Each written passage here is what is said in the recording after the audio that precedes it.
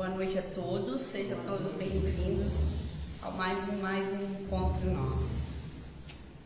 Vamos dar início aos nossos trabalhos de hoje, invocando o amparo da bondade divina, pedindo luz, força e sabedoria, para que possamos canalizar as nossas vidas e nosso trabalho de forma harmoniosa e tranquila, buscando sempre reclamar menos e cooperar mais.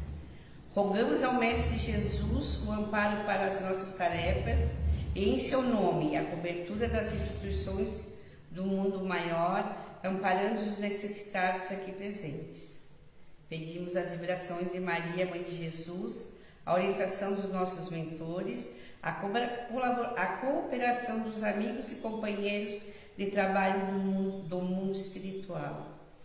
Por nosso lado, vamos vibrar de nossos corações o sentimento de amor, fraternidade e de paz, procurando envolver todos aqueles que estiveram ligados a nós por qualquer motivo, seja os laços do afeto ou as amarras do desafeto, através da prece que o Mestre Jesus nos ensinou. Pai nosso, que estás no mundo espiritual e em todas as moradas, santificado, Pai, seja o teu nome sublime no louvor de todos os teus filhos, encarnados e desencarnados. Venha a nós o teu reino de amor e sabedoria, penetrando em nossos corações. Seja feita a tua vontade e não a nossa, tanto aqui na terra como no mundo espiritual. O pão nosso de cada dia dai-nos hoje, garantindo o sustento do nosso dia a dia.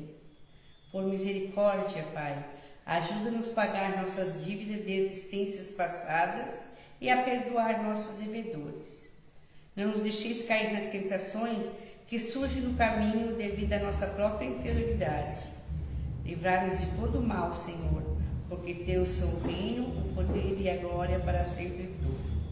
Que assim seja. Quem veio conversar conosco hoje, Juliano, da Casa Espírita de Orleans, Libertação. Pode ficar à vontade.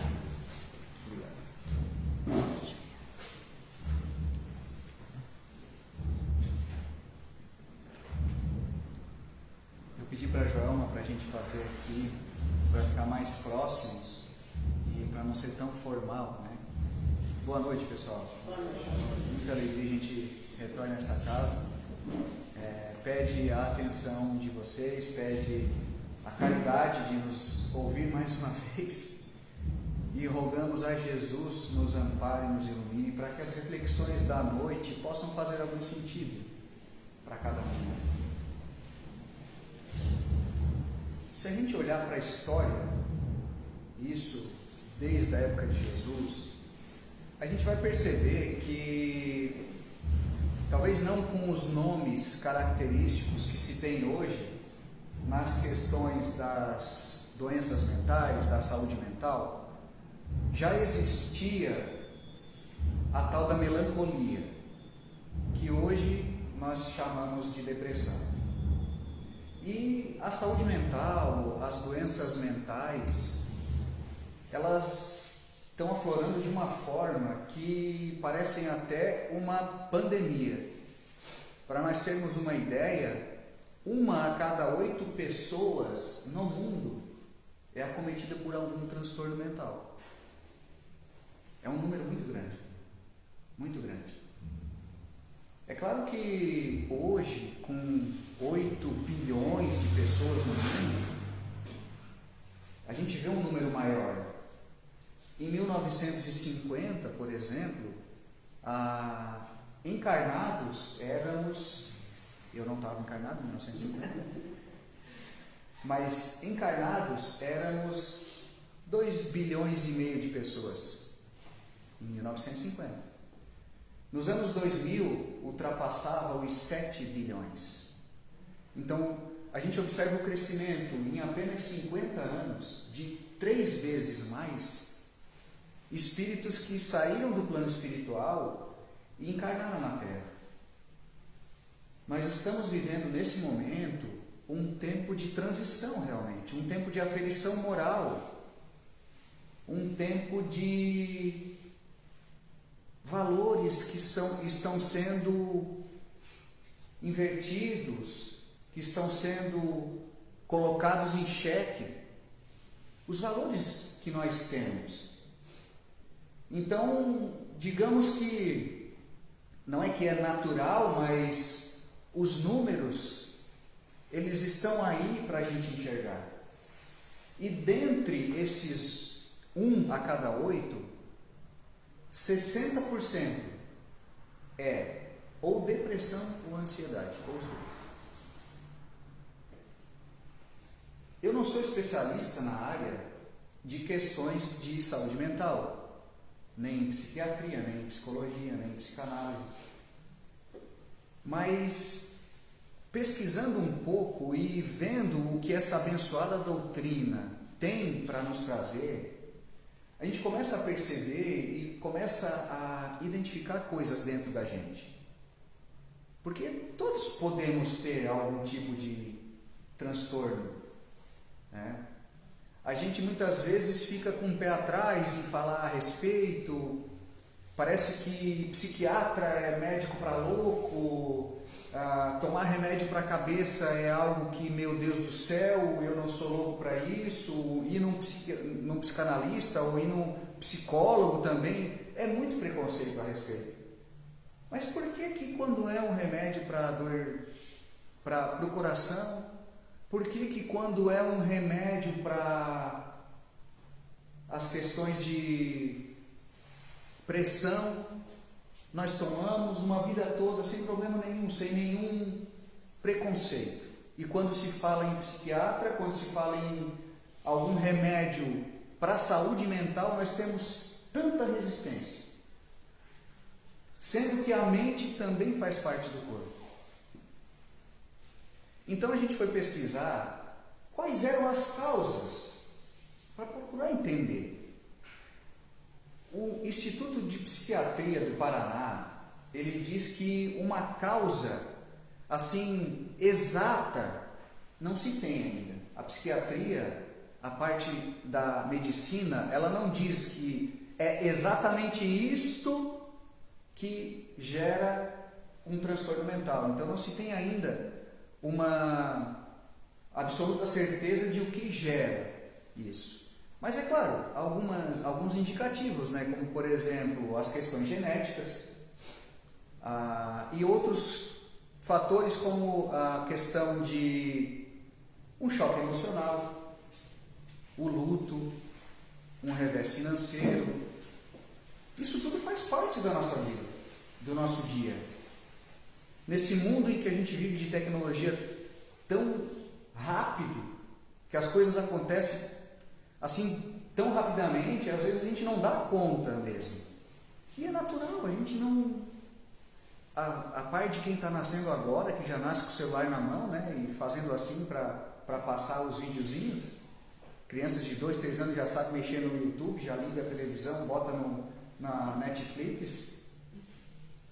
Eu, apesar de ser talvez um pouco mais novo do que alguns aqui, quando eu era criança não tinha celular.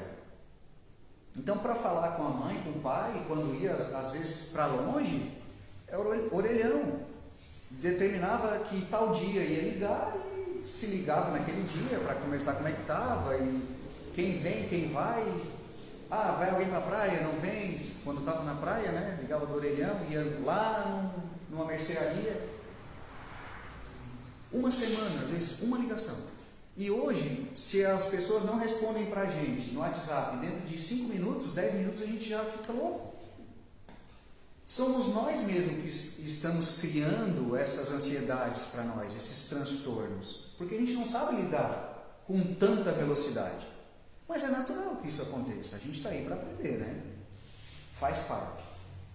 Então hoje tem depressão, tem transtorno obsessivo compulsivo, a própria ansiedade, o transtorno do pânico, dentre outras que a gente poderia citar. E o Espiritismo, ele contribui muito para a gente entender de onde que vem isso, por que vem isso, por que nós adoecemos, tanto fisicamente quanto moralmente ou espiritualmente. E cá entre nós, quem já passou por uma depressão, por uma ansiedade muito forte, um transtorno obsessivo compulsivo, um toque, né? Ou quem acompanhou um caso desse na família, sabe que não é bobagem. Ainda se tem hoje pessoas que dizem, acredito que sejam poucas, mas que dizem, olha, isso aí é coisa para rico, é coisa para gente que não tem o que fazer. A gente ainda, infelizmente, escuta isso. Olha, precisa de um psiquiatra. Meu Deus, eu não sou louco para ir ao psiquiatra. E o Espiritismo, ele contribui muito para isso. É lógico que, diferentemente de uma doença do coração, quando a gente vai num cardiologista e ele faz todos os exames, esteira, ecocardiograma, eletro, e aí ele identifica uma veia entupida e olha, o teu problema é aqui, vamos fazer uma ponte de safena, vamos fazer uma angioplastia e sei lá o quê. O Espiritismo, ele não vai nos dizer, olha, o teu problema é esse especificamente, e esse problema ele gerou um transtorno da mente. Não é dessa forma que o Espiritismo contribui para a gente entender as causas. Porque como a própria psiquiatria falou, que nós citamos a questão do Instituto de Psiquiatria do Paraná, existem sim causas genéticas para uma depressão. Substâncias que o cérebro não está produzindo direito, ou às vezes está produzindo demais, e acaba desorganizando o nosso sistema. Existe isso. Mas não é só isso. Então o Espiritismo, ele abre as portas para nós compreendermos melhor. Só que, e aí esse é um que muito importante, não vai ser de um dia para o outro que nós vamos abrir o Livro dos Espíritos, por exemplo, e vamos achar lá o seguinte, olha, você está com depressão por causa desse fator. O Espiritismo não contribui desta forma. É muito mais ampla. Exige muito mais estudo, uma compreensão, uma construção mesmo de raciocínio, de lógica, de estudo, de tempo de estudo, que vem de dentro para fora. E aí a gente vai perceber algumas questões, por exemplo. Então, quando nós aprendemos com a doutrina espírita que nós somos espíritos, que nós já tivemos várias vidas, e aqui eu chamo de vida a parte quando nós estamos encarnados, porque é vida também quando nós estamos no plano espiritual, mas nós já tivemos várias existências no corpo de carne. Nós estamos rumos à perfeição espiritual. Então, quando a gente está no plano espiritual, a gente tem acesso a algumas das nossas reencarnações, das nossas conquistas, do que a gente já fez lá atrás, o que a gente já conquistou em termos de virtude. Então, por exemplo, tem pessoas que pegam um instrumento sem nunca ter tocado e tem uma facilidade enorme de aprender. Violão, acordeon, qualquer instrumento que for, a pessoa tem o que a gente chama de dom, né? Vocês já escutaram falar, né? Essa pessoa tem dom para isso, para matemática, para ciência, enfim. Será que Deus coloca os dons para uns e para outros não coloca? Mas aí, será que Deus não estaria sendo injusto fazendo isso? E nós aprendemos que Deus não é injusto. Deus é a justiça, a bondade infinita. Logo, as causas de a pessoa ter um dom musical, por exemplo, revela que em outras existências e também no plano espiritual, ela estudou música para ter essa facilidade. Então, assim é com todas as nossas virtudes, mas é assim também com as nossas dificuldades, com os nossos defeitos, com os nossos vícios. E aí, quando a gente está no plano espiritual, programando a nossa reencarnação junto com os mentores, diga-se de passagem, nós não temos, talvez alguns de nós aqui tenham, mas a maioria não tem a possibilidade de escrever o plano reencarnatório, mas a gente acompanha. Porque quando nós estamos no plano espiritual, a gente vê a vida de uma outra maneira. Então imagina, hoje nós estamos aqui, a gente trabalha para se aposentar, para ter uma casa, para ter um carro, para ter uma qualidade de vida, e isso é natural, é óbvio. Aí a gente chega no plano espiritual, cadê minha casa? Cadê meu salário que eu aposento? Porque a gente viveu aquela vida só para a matéria. Aí a gente vai para o plano espiritual, percebe que nós somos espíritos imortais. Que a gente vai voltar de novo, porque o nosso destino é a perfeição espiritual. E a gente não se dá conta de que quando nós estamos encarnados, a gente tem que trabalhar também para a nossa evolução espiritual, porque é o nosso destino. Aí eu pergunto, para vocês e para mim, quem de nós está trabalhando hoje para a nossa evolução espiritual, para a nossa destinação? Porque o nosso destino não é ter uma casa, um carro, uma vida boa, também, enquanto na matéria, mas o nosso destino é a perfeição espiritual. Quem de nós está trabalhando pela perfeição espiritual nesse momento? Poucos de nós, poucos, realmente. E aí a gente vai preparar o plano reencarnatório. Estou tocando de novo, né? Aí está lá o mentor, olha, você errou aqui, você tinha muito vício, você foi uma pessoa muito egoísta, muito vaidosa. Então você tem que superar esses obstáculos. Para você superar esses obstáculos, é necessário que durante a próxima reencarnação, você passe por algumas situações para vencer essas dificuldades. Aí a gente dá um ok, porque a gente sabe o que precisa fazer, o que precisa passar, porque, lembrando de novo, o nosso destino é a perfeição. Aí a gente concorda com o mentor. Aí a gente fala assim, mas e se eu não passar?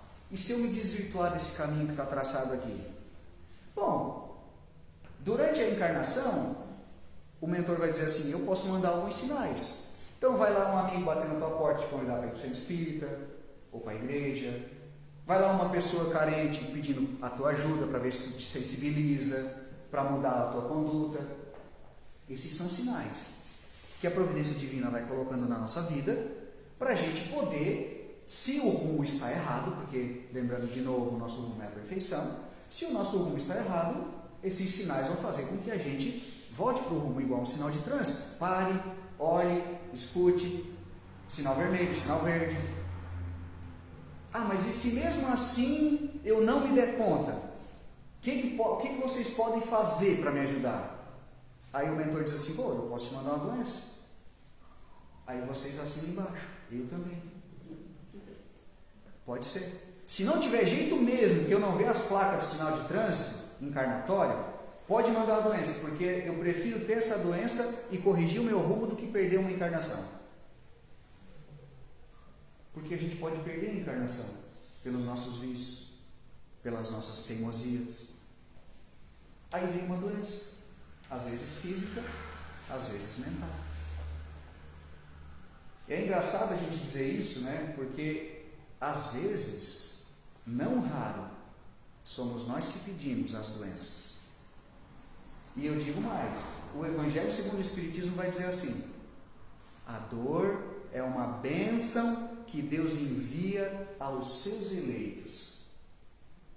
Hoje, talvez a gente não entenda porque está doente, porque tem esse transtorno mental que dói.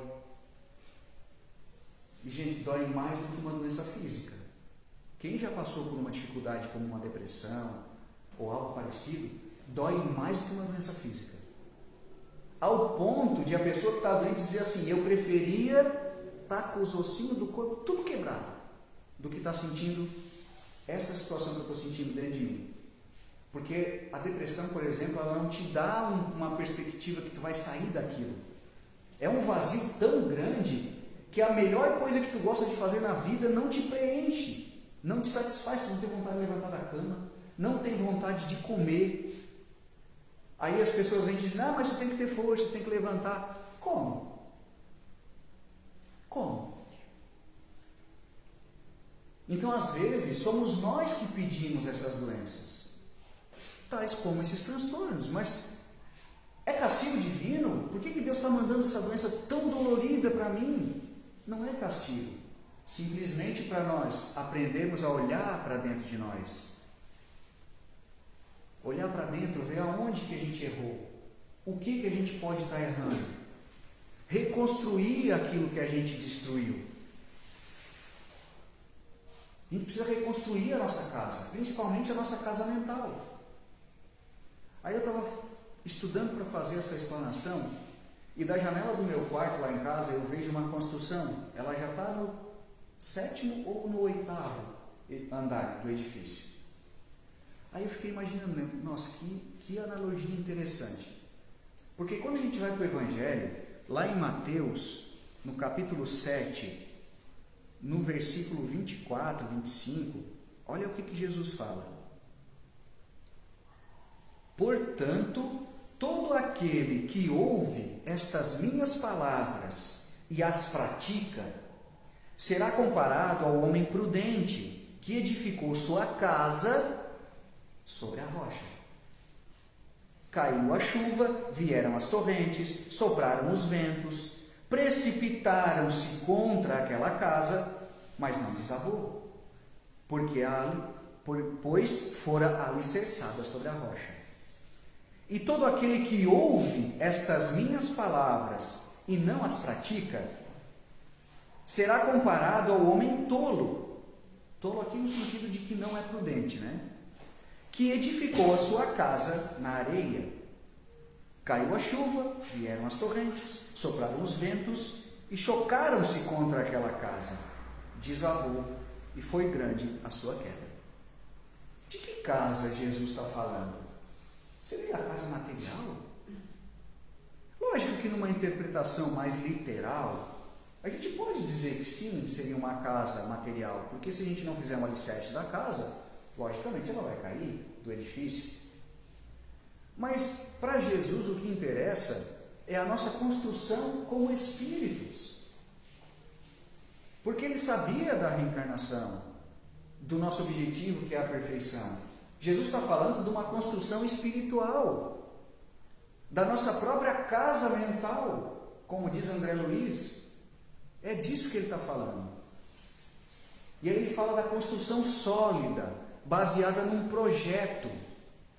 Porque quando a gente vai construir a nossa casa, um edifício, qualquer construção, exige-se um projeto arquitetônico, um projeto elétrico, onde é que vai passar a tomada, um projeto hidráulico, onde é que vai passar os canos, que tipo de material vai usar, dependendo do solo, às vezes é um tipo de furação, é outro tipo de furação.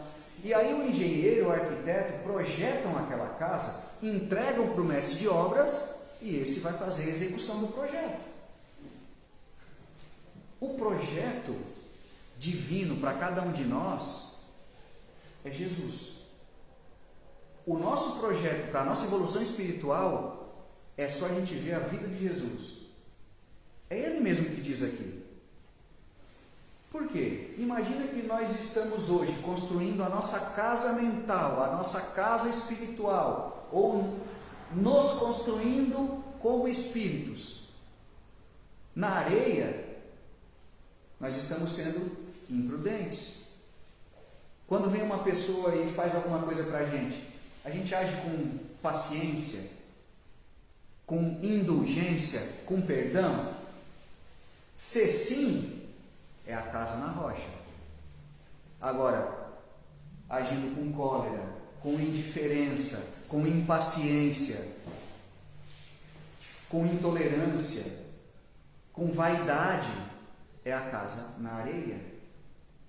Aí lembra do plano reencarnatório? O mentor coloca lá, olha, tu precisa passar pela dificuldade da riqueza.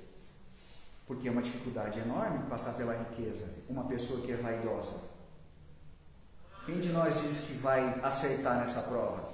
E aí a gente recebe a riqueza material e age com vaidade, com orgulho, com egoísmo.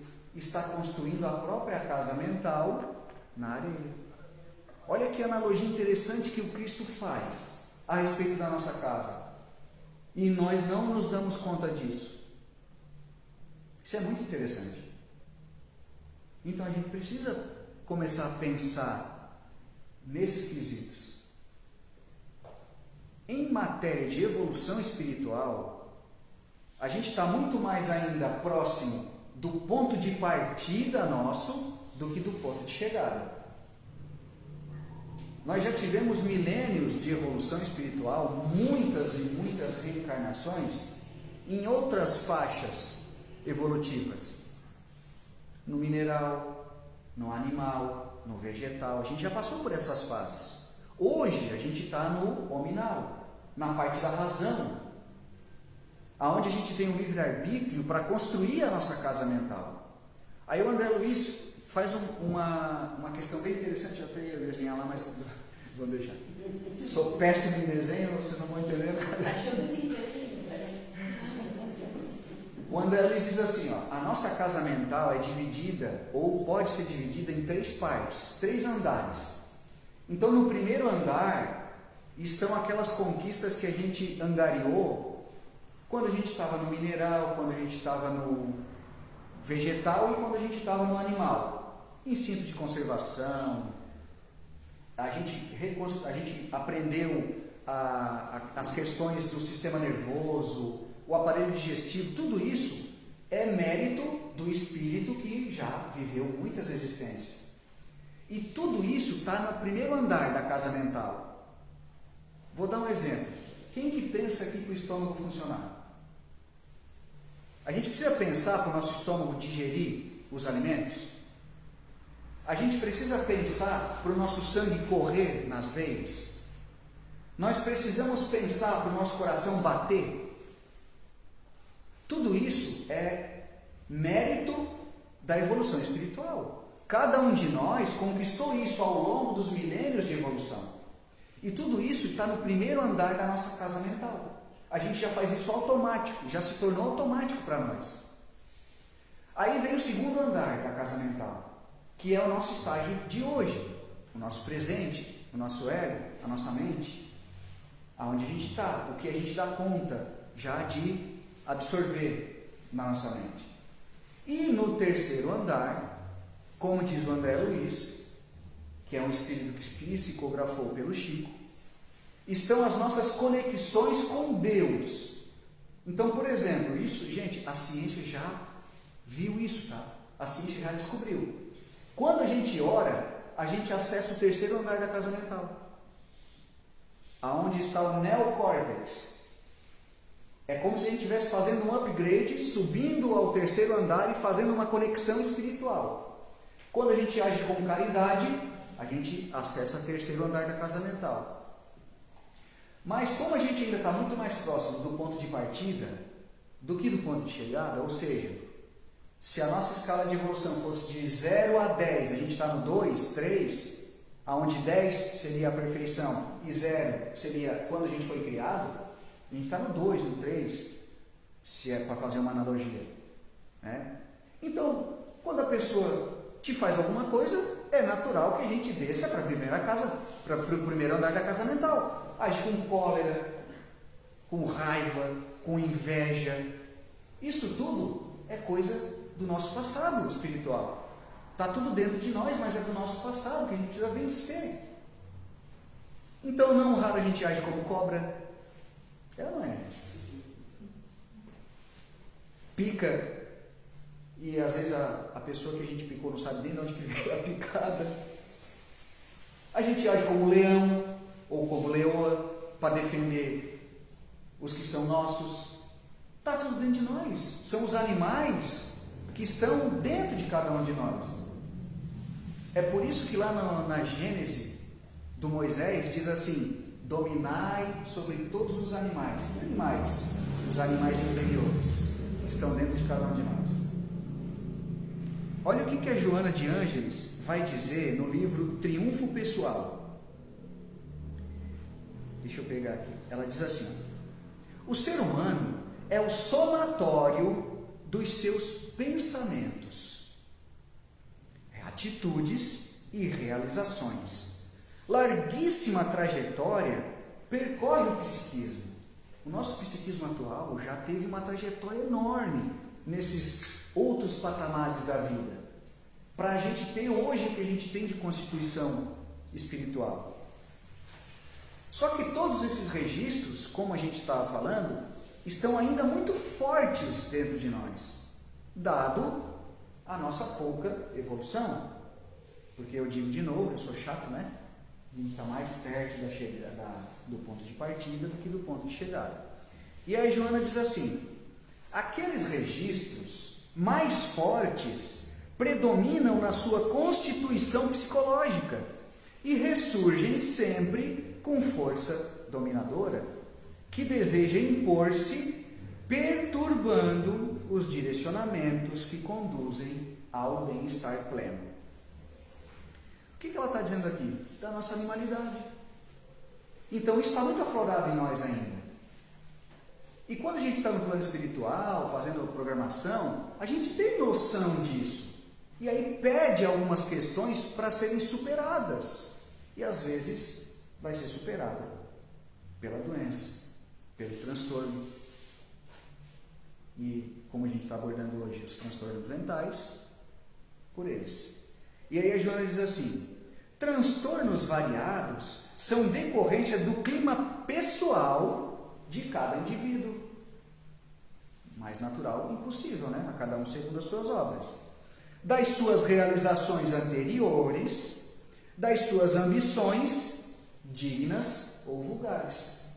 Quais são as nossas ambições de hoje? Algum de nós tem ambição para espírito imortal ou ambição no âmbito apenas material? Avaliamos as nossas ambições. O que nós estamos buscando hoje? As más inclinações que induzem ao erro, ao crime, à crueldade, são as heranças perversas que deve ser superado a esforço contínuo. Então, todos nós temos as nossas tendências, os nossos vícios, aquelas tendências que a gente sabe que tem, às vezes não quer olhar para elas, mas precisam ser superadas. E aí vem as plaquinhas. Olha para isso. Tu tens uma tendência muito grande para a vaidade, uma tendência muito grande para o egoísmo. Olha para isso. Aí a gente não olha, faz que não vê. Por quê? Às vezes por vergonha, com medo de olhar para aquilo, ou preconceito. Aí vem o transtorno mental, possivelmente. Para a gente poder olhar de frente para aquilo e poder superar. Não é castigo divino, e sim uma didática que a providência divina usa para a gente se superar. Essa é a questão. Então é preciso que a gente olhe para dentro de nós e veja quais os leões que a gente precisa domar, quais as cobras que a gente precisa enjaular, quais são os cordeiros que nós já temos dentro de nós. Lembrando que Jesus é o cordeiro por excelência, aquele que apresenta as virtudes que a gente deve seguir. Ou, num linguajar de construção, Jesus é o projeto arquitetônico, estrutural, hidráulico, elétrico, tudo quanto é tipo de projeto que tiver, é Jesus. A gente precisa olhar para isso. Então é interessante que a Joana traz, porque de acordo com o que eu fiz no passado, eu estou recebendo no presente. Então eu olho para as minhas tendências e vejo, poxa, eu sou um cara muito egoísta. O que eu preciso mudar? Aonde que eu preciso me modificar? E diante dessas questões, não vamos botar a culpa só no passado, né? Porque hoje a gente faz bastante caca também. Mas, é culpa do passado. É culpa... Pode ser que seja, mas pode ser que seja hoje também. Pode ser que hoje eu estou errando. E aí, se eu pedir para o meu guia, para aquela pessoa que me ajudou lá no plano reencarnatório, olha, se eu estiver errando demais, pode dar uma cacetada para mim me ajeitar, porque eu prefiro uma cacetada do que perder a encarnação, vem a cacetada. E as cacetadas dos transtornos mentais são as mais difíceis. A Joana de Ângeles fala ainda no livro Triunfo Pessoal da questão da depressão, que geralmente a depressão acomete as pessoas que têm insatisfação consigo mesma. Olha só, a gente não nota que está insatisfeito com a gente mesmo, porque para a gente notar que está insatisfeito conosco, nós precisamos olhar para dentro, olhar o que a gente já conquistou. Era isso que eu queria ter conquistado? Poxa, não era. Mas por que tu lutou por isso então? Às vezes a gente fica lutando uma encarnação inteira para ser dinheiro, para sei lá o quê, Aí conquista aquilo, aí vem a depressão. Meu amigo, não era aquilo que tu precisava para a tua encarnação. Conquistou o que tu queria, mas o teu rumo estava errado. Aí vem a insatisfação espiritual. Por quê? Porque nós no plano reencarnatório tínhamos programado que a gente não seria assim, que a gente ia lutar para a nossa evolução espiritual. Aí, algo no inconsciente, algo no espírito, nos diz que nós estamos no caminho errado e vem como forma de depressão, como forma de um outro transtorno. E qualquer um de nós pode ter. Qualquer um. Como é que a gente faz para não ter? Prática do bem. Caridade. Perdão. Ah, isso vai garantir que eu não tenha? Não sei. Porque eu não sei o passado espiritual de ninguém, nem o meu. Mas com certeza vai ser um grande paliativo. Vai ser um grande remédio. Se era para vir na intenção 10 a doença, ela vai vir na intenção 3, na intensidade 4, na intensidade 5. Por quê?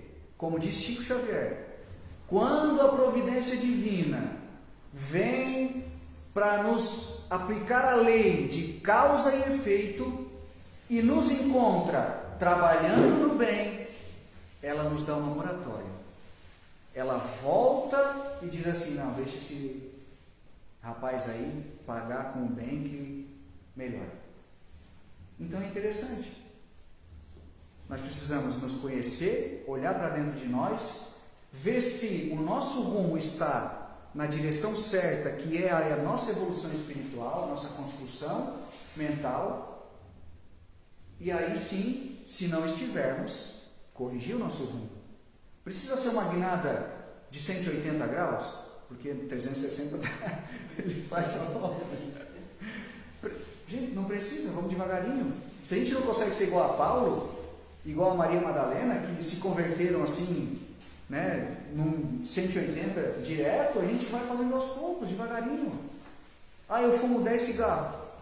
Fuma 9 hoje. Mês que vem fuma 8. Ano que vem fuma 7.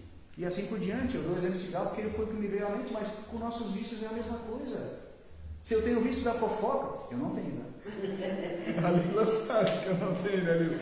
Nós vamos e viemos falando todo mundo, né, Lila? Se eu tenho vício da fofoca, fala menos. Não precisa falar de 3 pessoas, fala de 2, ou de 2,5. É um jeito de a gente se modificar. Para quê? Para a gente não ser cometido pelas doenças físicas e mentais. Ah, mas e se eu já estiver doente? Ô, gente, psiquiatra, psicologia. Eu volto na questão, a gente toma remédio para o coração, toma remédio para tanta coisa, para circulação sanguínea, para pressão alta, para pressão baixa, uma vida inteira e está tudo bem. Às vezes a gente até diz, nossa, você nem sabe, vou tomar remédio para o coração agora. Faz até um charme, porque vai tomar remédio para o coração. Por que não tomar remédio para a mente? Qual é o problema de ir num profissional que vai te dar a dose exata, que não vai te dar uma dose para te dopar? E se for para a vida inteira, é só uma encarnação. Nós somos espíritos. Então, se estivermos doentes, Evangelho no lar, o conhecimento de si mesmo através das obras espíritas, através da psicologia que nos ajuda muito, psiquiatra, enfim, tem tantos recursos hoje à nossa disposição que a gente não fica bom espiritualmente falando, se não quiser. Mas é claro, Juliana, eu vou fazer isso aí, vou ficar bom. Às vezes tem coisa que não é para essa encarnação. Uma esquizofrenia, por exemplo, a medicina hoje ainda não tem uma cura específica com remédio. E mesmo que a pessoa faça todo um acompanhamento psiquiátrico, psicológico, na casa espírita, se conhecendo, talvez ela não vai ficar sã aqui. Mas lembra que a gente comentou, acho que foi na outra vez que eu estive aqui, a gente comentou o seguinte, tá lá, acontece um acidente, né, de ônibus, enfim, aí uns desencarnam, outros não, aí aquele que não desencarnou diz assim, Deus me salvou, Deus colocou a mão e me salvou, ele foi bom para mim. Tá, então quer dizer que quem morreu, Deus não é bom, Deus não salvou quem morreu.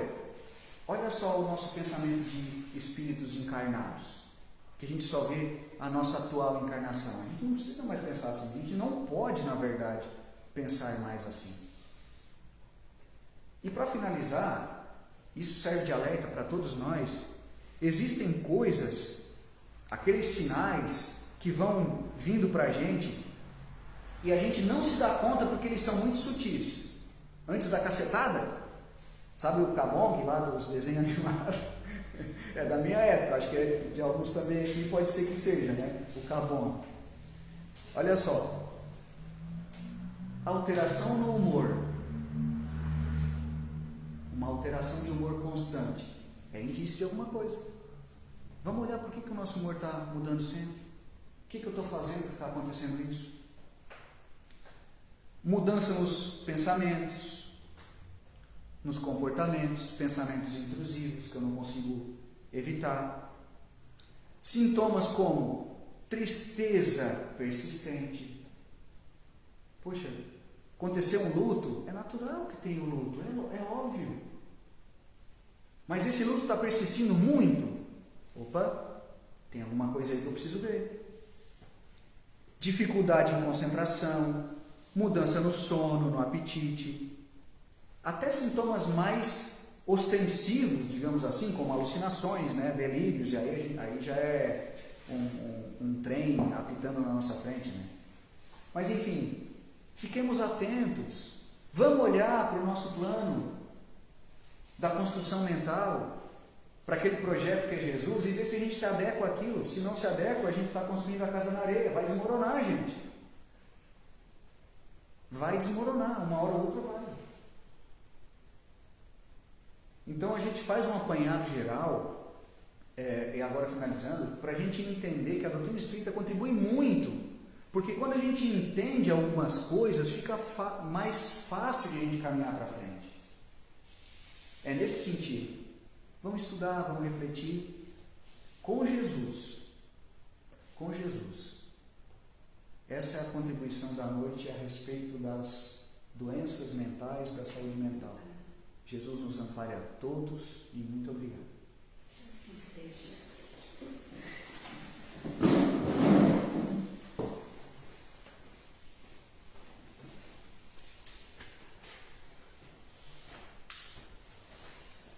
Juliana, muito obrigada. Volte sempre, nos estudos também. Vai em dia alto aqui. O Juliano participa dos nossos estudos aqui, né? Participava, agora não vem mais. Quando era na sexta, vinha. Quando era na sexta, vinha. Pois é. Senhor Jesus, ajuda-nos a absorver o conhecimento desta bendita noite em direção à experiência de amor, fazendo-nos compreender a necessidade urgente do nosso melhoramento moral, da tua luz, da tua paz em todos os ambientes, notadamente os mais íntimos. Do nosso próximo, que tanto precisa de nós e a qual às vezes negligenciamos. Jesus amigo, Deus Pai de infinito amor, te agradecemos mais uma vez a oportunidade que nos deu, que saibamos aproveitá-la não nos detendo nas dificuldades, nos momentos de dor e de angústia.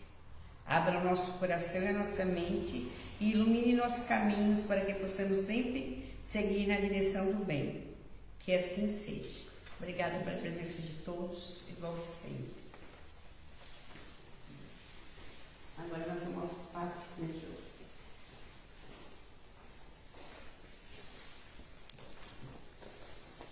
Uma boa noite.